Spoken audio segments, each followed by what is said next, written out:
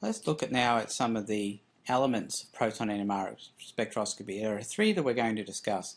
The first one is chemical shift, which is where the peak actually appears on the proton NMR spectrum. We're going to talk about the relevance of that. We're also going to be talking about integration, which is going to tell us how many hydrogens are responsible for each peak. And then we're going to look at multiplicity, which will give us an idea of the hydrogens that are next to the hydrogens that we're talking about. Alright, so starting off with chemical shift. Chemical shift is the location of the peak on the proton NMR spectrum. If you go back to the intro mini lecture I gave, the intro to NMR mini lecture I gave, you can see the relevance of this in relation to how the spectrum is actually taken.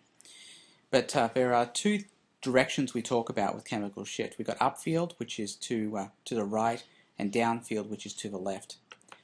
And you can see the different kinds of hydrogens and where they appear in the proton NMR spectrum. You can see that alkane hydrogens appear upfield at about 1.5 ppm. Then when we throw some electronegative atoms nearby, like an N connected to a CH, or a Cl connected to a CH, or an O connected to a CH, then the shift will appear between 3 and say about 5 ppm.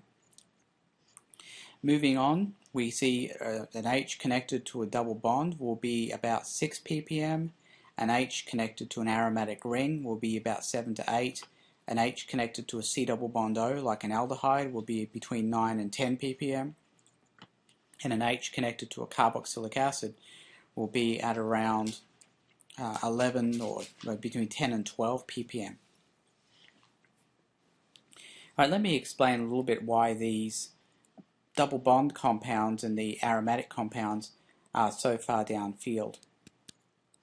It turns out with those kinds of compounds, there we go, here this is an aromatic ring right here. The aromatic ring actually generates its own magnetic field, and that magnetic field adds to the magnetic field that's being applied by the NMR machine. For more information about that, go back to the intro to NMR mini lecture.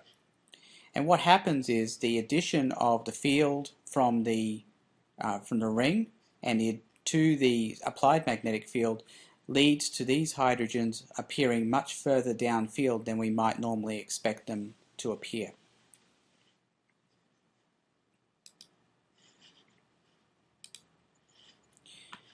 Alright, so this is something that you don't really have to memorize because I do give you this chart with the test, but I think it's good to know some of the trends about how adding electronegative atoms pushes stuff downfield, the addition of double bonds downfield further, adding electronegative atoms and double bonds even pushes them even further downfield, and then you've got your carboxylic acids up in this region of the proton NMR spectrum.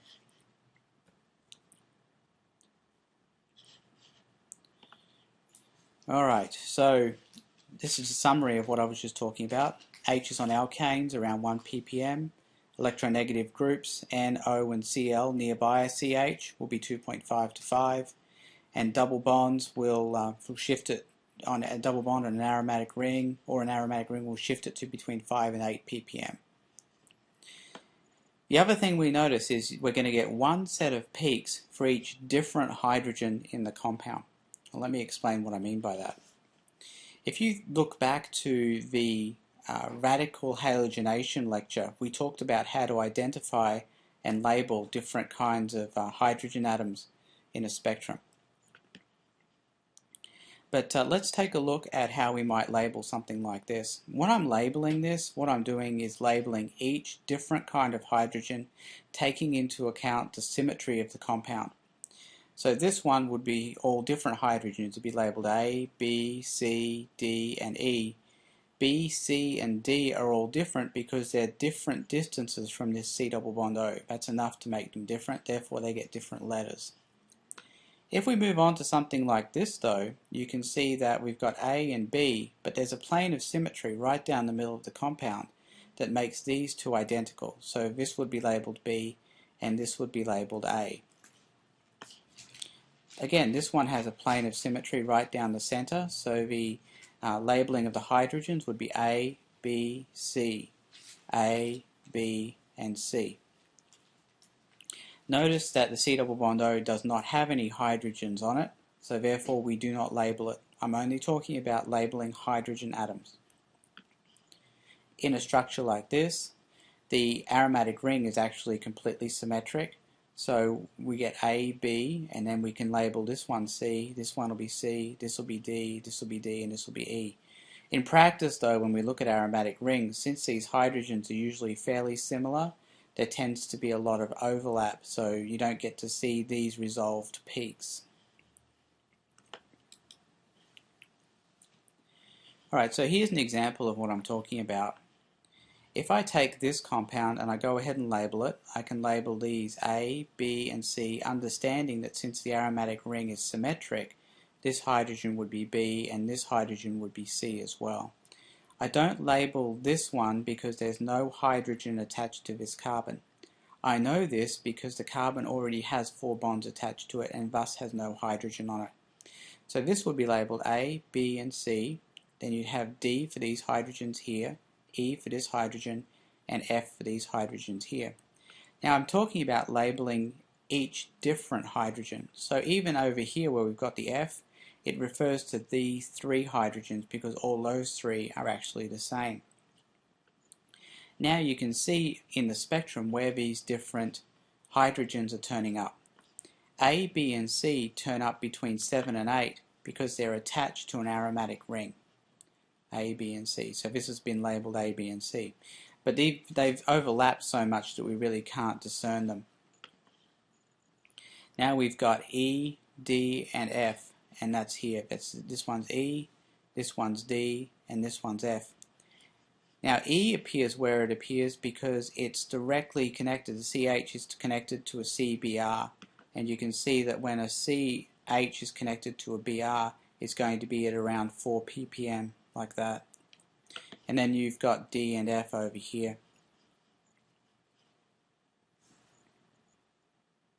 So again, what we're showing here, or what I'm trying to show, is you get one set of peaks for each different kind of hydrogen atom present in the molecule.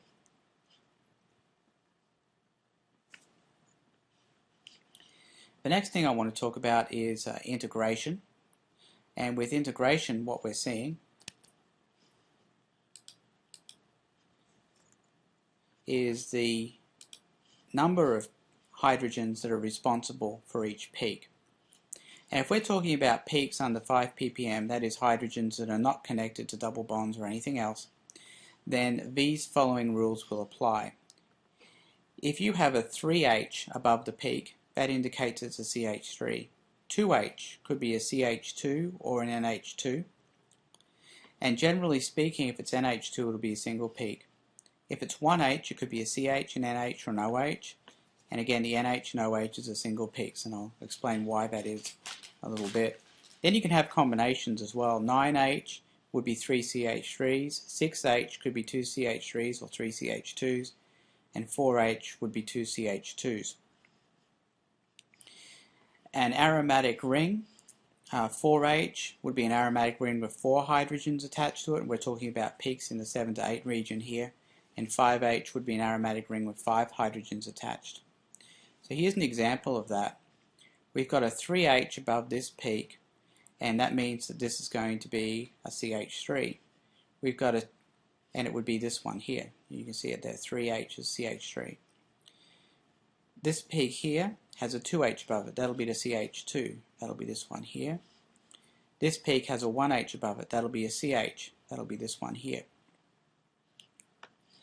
The aromatic ring, 1, 2, 3, 4, 5, and you see it's got 5H above it, so there's our aromatic hydrogens all there.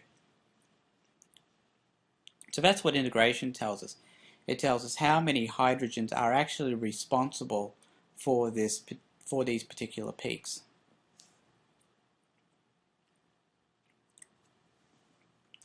Alright, next I'd like to talk about multiplicity. Now what multiplicity does is it gives us an idea of the number of neighbours that a certain hydrogen has. And we can figure that out based on the number of peaks we see within that peak. So what I'm talking about is you'll see that these peaks are split up into smaller numbers of peaks. So this peak here actually is split up into 2 peaks. It's a bit difficult to see, but this one's split up into 2 peaks as well. This one here is split up into 6 peaks, and for this one we really can't tell very much. But the number of peaks that these are split into, that's the multiplicity. That gives us an idea of how many hydrogens are on neighbouring carbon atoms. Alright, so let's see, this is a better diagram that shows the splitting. Let's see what relevance that has. The rule that we're looking at is that if there are n peaks, then there's going to be n minus 1 hydrogens on adjacent carbon atoms. I'll say it again. N peaks, n minus 1 hydrogens on adjacent carbon atoms. So if we're talking about the 1H, which is this hydrogen here, which I've labelled E, it has 6 peaks. That means we would think that there should be 5 hydrogens on adjacent carbon atoms. And if you look closely, there are 1, 2, 3, 4, 5. And when I'm talking about adjacent carbons, I'm talking about carbons next to the hydrogen that we're actually talking about. So this is an adjacent carbon, and this is an adjacent carbon. If we look at F, which is a CH3, we see 2 peaks, and 2 peaks would mean that there's 1 hydrogen on an adjacent carbon, and that's exactly what we've got. There it is right there. If we look at D, which is a 2H, D has 2 peaks, so there should be 1 hydrogen on an adjacent carbon as well, and that's what we're seeing here. So the number of peaks that these peaks are split into gives us an idea of hydrogens, how many hydrogens there are on adjacent carbon atoms, and the rule is this: if there are n peaks, then there are n minus 1 hydrogens on adjacent carbon atoms.